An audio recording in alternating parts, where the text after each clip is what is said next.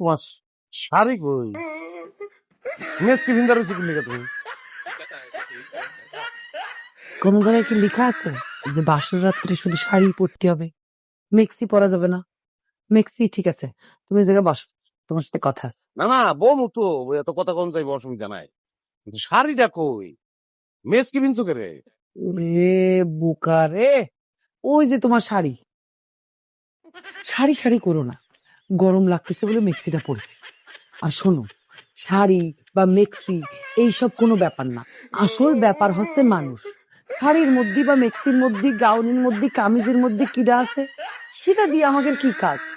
তখন তো আমার কথা বুঝতে লাগবে, আমার তো একটা কল্পনা আছে, আমার তো প্ল্যান আছে, একটা আশা আছে আমার।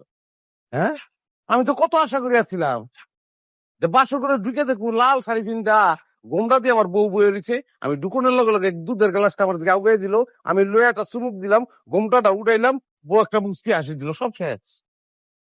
না, আমি খেলতাম না, আমি খেলতাম না। মেস কি পিন্দা বাসর কর, সরি, এটা আমি মানতাম না। হ্যাঁ।